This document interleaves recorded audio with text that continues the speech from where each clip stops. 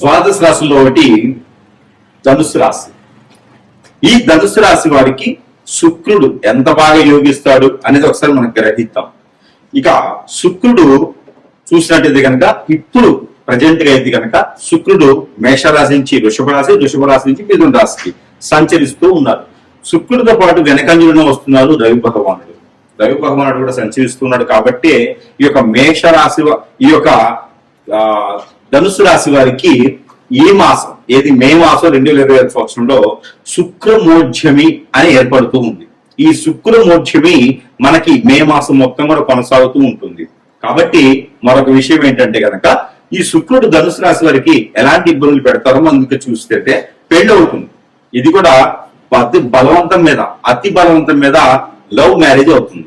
ఈ love marriage చేసుకున్న తర్వాత భార్య మాట వినకపోవటం, భర్త మాట వినకపోవటం, కుటుంబ సభ్యులు గొడవలు రావటం, ఏకాభిప్రాయాలు తీసుకోవటం, అందులోనూ స్ట్రెస్ అవటం, సూక్ష్మంగా ఆలోచించుకోవటం, వ్యాపారం చేత నష్టం రావటం, జాబులో గ్రోతింగ్ సరిగా లేకపోవటం, ఆరోగ్యం సహరించకపోవటం, ఎసిడిటీ, ఒబెసిటీ, అలానే back pain, shoulder pain, liver pain, stomach related సమస్యలు, బ్లడ్ రిలేటెడ్ సమస్యలు, ఇవన్నీ కూడా శుక్రుడు మీ దాంట్లో నీచంగా ఉంటే వస్తాయి. శుక్రుడు సంబంధించిన దానం మీరు చేయకపోతే వస్తాయి. ఎందుకంటే ధనుసు రాశి వారికి శుక్రుడు 11వ స్థానం అధిపతి. కాబట్టి మీ అందరికి కూడా నష్టం, వ్యాపారంలో నష్టం, ఏ పని చేద్దాం ముందుకెళ్ళలేకపోవడం, దీంతో పాటు మునిగేది తాడిగబడ్డట్టుగా ఎవరైనా బంధుమిత్రుల్లో మీ యొక్క ఆలోచనకు కావచ్చు, మీ యొక్క చైతన్యానికి కావచ్చు, మీ యొక్క మంచి గుణానికి, తనానికి కావచ్చు, మిమ్మల్ని తట్టుకోలేక మేమే చేయించేటువంటి చెడు క్రియలు, హిప్నాటిజం, అష్టదిగ్బంధన, బ్లాక్ మ్యాజిక్ లాంటివి చేయించి మిమ్మల్ని ఆ ఊపిలో నిట్టేస్తే మీరు మైండ్ పరంగా ఎదగలేరు, జాబ్ పరంగా ఎదగలేరు, వ్యాపార పరంగా ముందుకు వెళ్ళలేదు. కాబట్టి మిమ్మల్ని అష్టదిగ్బంధం చేస్తే కూడా శుక్రుడు ఇంకా మిమ్మల్ని ఒత్తుతూ ఉంటాడు. కాబట్టి మరోటి గోచార ప్రకారంగా శుక్రుడు మీకు స్వస్థానంలో కానీ 2, 4, 6 స్థానంలో ఉన్నప్పుడైతే వారికి కనుక గురువు లేదా కేతువు లేదా రాహువు శుభదృష్టి ఉన్నట్టయితే కనుక, బుధుడైనా సరే మీకు శుభదృష్టి ఉన్నట్టయితే కనుక మంచి సానుకూలపడే వాతావరణం ఉండేసి ఒకటే భార్య, ఒకరే భర్త ఉండేలా ఉంటుంది. స్త్రీలకైనా పురుషులకైనా ఇబ్బంది లేకుండా ఉండేలాగా ముందుకు వెళ్తూ ఉంటారు. అలా కాదు ఇలా కాదు అంటారా, శుక్రుడు మిమ్మల్ని చాలా ఇబ్బంది పెట్టేలాగా కనిపిస్తున్నాడు. పాత విషయాలు, గొడవలు, భార్య నుంచి విడిపోవటం, భర్త నుంచి విడిపోవటం, కోర్టు విషయాల వరకు వెళ్ళడం, కోర్టు మెట్లు ఎక్కడం, నష్టపోవడం, వ్యాపారం నష్టం రావడం, వృద్ధి లేకపోవడం, పిల్లలు పుట్టకపోవడం, పిల్లలు పుట్టిన మాట వినకపోవడం, మాట విన్న అంగవైకల్యం ఉండడం, ఏదో రకమైన సమస్యలు, ఇల్లుకు సాధించలేకపోవడం, వ్యాపారంలో వృద్ధి లేకపోవడం, ఇలాంటి ఎన్నో రకాలైన సమస్యలకి పరిష్కారం దొరకదండి. ఇక దీంతో పాటు మీకు చేయించడం చెడు క్రియలు, ఇవన్నీ కూడా మీరు తెలియగలవాడు, నాలెడ్జ్ పర్సన్స్ ఎన్నో రకాలుగా సాధిస్తారు, ఎంతో మందికి ఉపాధి అవకాశాలు కల్పిస్తారు, ఎంతో మంది సలహాలు ఇవ్వగలుగుతారు. కానీ మీరు మాత్రం ముందుకు వెళ్ళలేరు. అష్టదిబ్బందన కాళ్ళు కట్టేసినట్టే ఉంటుంది. కాబట్టి మీకు ఏదైనా శుక్రుడు నీచంగా ఉంటే కరెక్ట్ కాదు. కాబట్టి మీరు ఏదైనా శుక్రుడిని బలవంతంగా సరే ఒడి చేర్చుకోవాలి. అది దానాలు, ధర్మాలు, యజ్ఞాలు, యాగాలు, స్నానాలు, హోమాలు, జపాలు వలన కావచ్చు, లేదా స్టోన్స్ వల్ల కావచ్చు, రుద్రాక్ష వల్ల కావచ్చు. ఒకటైతే ఉంటుంది, అదేంటంటే స్టోన్, శుక్రుడికి సంబంధించిన డైమండ్. కాబట్టి మీరు అందరు కూడా మీది డైమండ్ మీకు పడదు. ఎందుకంటే ఇక్కడ మీరు ఉన్న రాశి ఏంటంటే ధనుసు రాశి. ధనుసు రాశి డైమండ్ ఆపోజిట్ సైడ్ 11లో నష్టపోతారు. కాబట్టి మీరు ఏం చేయాలంటే పింక్ డైమండ్ తీసుకోవాలి. పింక్ డైమండ్ దేనికి పనిచేస్తుంది? మీకు రవి భగవానుడు ఉంటాడు, రవి భగవానుడు మీకు మంచి చేస్తారు. పింక్ రవికి, డైమండ్ శుక్రుడికి, వీరిద్దరికి కనుక మీరు బలం ఉంది అంటే కనుక ఖచ్చితంగా మీరు అనుకున్నటువంటి స్థానానికి ముందుకు వెళ్ళొచ్చు. బ్లడ్ రిలేటెడ్ సమస్యలు, ముక్కు నుంచి కారే బ్లడ్ కావచ్చు, ఆస్తమా కావచ్చు, సైనస్ కావచ్చు, లేదంటే కనుక వన్ సైడ్ హెడేక్ కావచ్చు, ఇంకా ఏదైనా ఇతర సమస్యలు ఉన్నా కూడా అవన్నీ కూడా కొంతమేర మీకు ఉపశమనం కల్పించేలాగా ఉండాలి అంటే కనుక పింక్ డైమండ్ ఇది వచ్చేసి చూపుడు వేలికైనా పెట్టుకోవచ్చు. ఒక 9 సెంట్లు, 16 సెంట్లు, 18 సెంట్లు, 24 సెంట్లు తీసుకోవచ్చు. ఇది చూపుడు వేలికి లేదా చెవు పోగులుగా పెట్టుకోవచ్చు, లేదా ఉంగరం వేలికైనా సరే ప్యూర్ వెండి లేదా గోల్డ్ లో చేయించి, పంచలోహాలు చేయించినా సరే మీరు ధరించుకోవచ్చు. లాకెట్ లా చేయించుకుని మెడలో వేసుకోవచ్చు. పింక్ డైమండ్ ఇది ధనుసు రాశిలో పుట్టి ఉంటే చాలు, ఏ నక్షత్రం వారికైనా సరే ఇది సరిపోతుంది. ఎలాగా?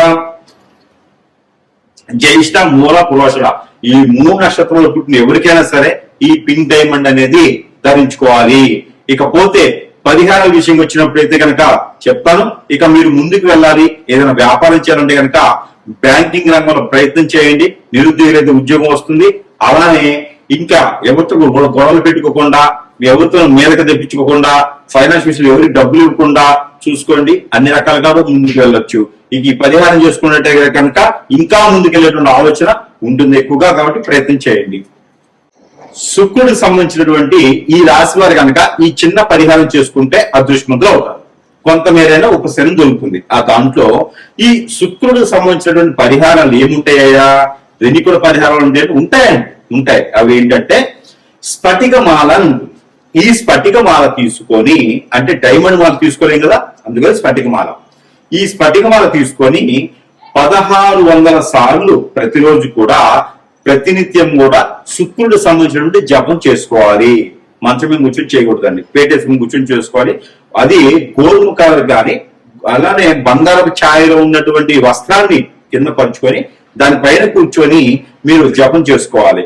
1600 సార్లు చేయలేమండి అంటారా? 166 సార్లు చేయండి ప్రతినిత్యం కూడా. లేదా 16 మాలలు చేయండి, లేదా 9 మాలలు చేయండి.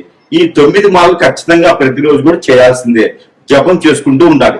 ఓం నమో శుక్ర ఈశ్వరాయ నమః లేదా శుక్రాయ నమః అనేటువంటి బీజ మంత్రాన్ని ప్రతిరోజు కూడా పారాయణం చేసుకుంటూ చాలా మంచిది. ఈ పారాయణం చేసేప్పుడు చిరంజీవి కానీ, లేదా కాజు, క్యాషునట్ ఉంటాయి కదా, కాజు అంటారు. ఈ కాజు గుళ్ళు తీసుకోండి, జీడిపప్పు గుళ్ళు తీసుకొని జపం చేసుకోండి. 16 గుళ్ళు పెట్టుకోండి, 16 జీడిపప్పులు పెట్టుకొని జపం చేసుకొని వాటిపైన ఒక 9 సార్లు ఊది తినడమా, ఎదుటి వారికి ప్రసాద రూపంగా పెట్టడమా అనేది చేయొచ్చు.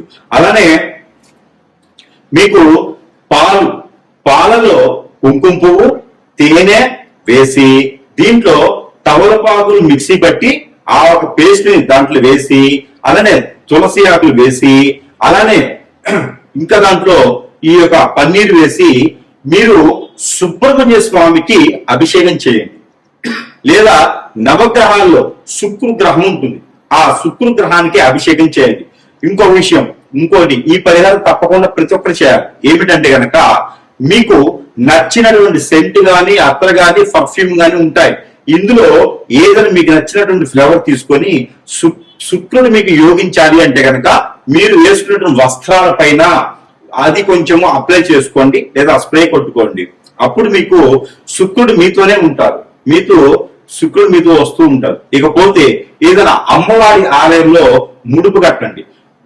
అంటే గోధుమ ఛాయలో ఉన్నటువంటి కలర్తో ఉన్నటువంటి ఏదైనా వస్త్రం తీసుకొని దానిలో జాజికాయలు 2, పసుపు కొమ్ములు 2, అలానే కనక్కాయలు 2, ఒక్కలు 2, తమలపాకులు 2, ఒక 56 రూపాయల డబ్బులు, ఒక కొబ్బరికాయ, అలానే మీకు కుంకుమ పువ్వు కొంచెం 10 గ్రాములు, కుంకుమ, పసుపు, గంధము ఇవన్నీ వేసి ముడుపు కట్టండి.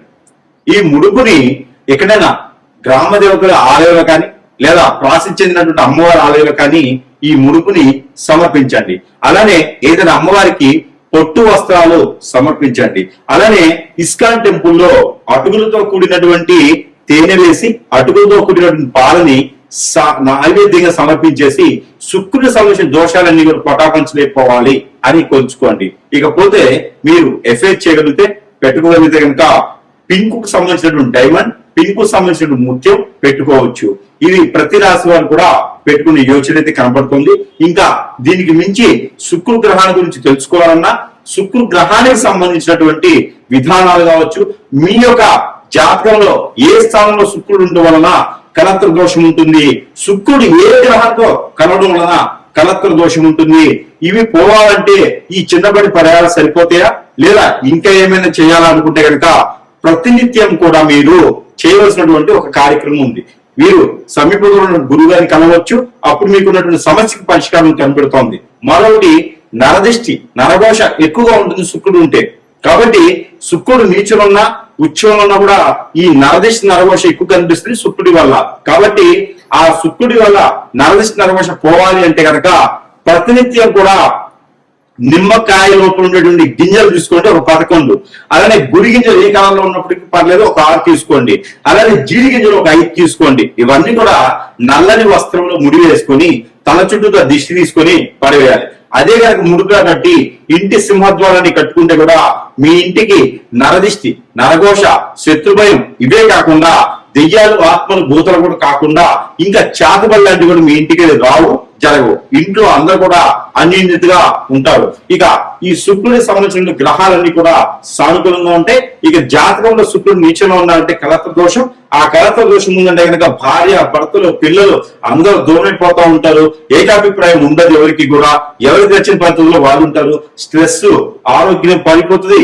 ఎన్నో రకాలుగా ఇబ్బంది పడుతుంటారు. కాబట్టి మీ అందరు కూడా ఏదైనా సముద్రం కానీ, నది కానీ, ఏరు, సరియేరు, బ్రహ్మగుండం లాంటి సమీపంలో ఉంటే కనుక అక్కడికి వెళ్ళేసి మీ యొక్క కట్టు బట్టలు ఏవైతే ఉన్నాయో అవన్నీ అందులో వచ్చేసి మీరు స్నానం ఆచరించి వచ్చేయాలి. ఎక్కడైనా అమ్మవారి కానీ స్వామివారి కానీ ఆలయం ఉంటే కుంకుమార్చన చేయించుకోండి. ప్రతినిత్యం అది కుంకుమను పెట్టుకోండి. ఎక్కడైనా దానం ఇవ్వాలి అంటే కనుక మీరు శుక్రుడు సంబంధించినవి తెల్ల బఠానీలు, అలానే బ్రౌన్ కలర్ లో ఉండేటువంటి శనగలు, లేదు అంటే కనుక క్యాషినట్, కాజు, జీడిపప్పు అంటారు, అవి మీరు దానం ఇవ్వచ్చు. కలత్ర దోషానికి జీడిపప్పు దానము శ్రేష్టత. మేడి చెట్టు రోడ్డు పక్కన నాటండి, మంచి పనికొస్తుంది. రావి చెట్టు రోడ్డు పక్కన నాటండి, మీకు ఎన్నో రకాల సాగులు పడతాయి. మునగ చెట్టు పొలాల్లో వేసుకోండి, రోడ్డు పక్కన నాటండి, ఇంటి దగ్గర పెట్టుకోండి, చాలా సానుకూలంగా ఉంటుంది. శుక్రుడికి సంబంధించిన దోషం అన్ని ఇలా పటాభించలేకపోతాయి. కాబట్టి వీటిలో ఏ చిన్న పరిహారం చేసుకున్నా కూడా మీరు అదృష్టవంతులు అవ్వలేకపోయినా ఉపశమనం మాత్రం ఖచ్చితంగా ఉంటుంది.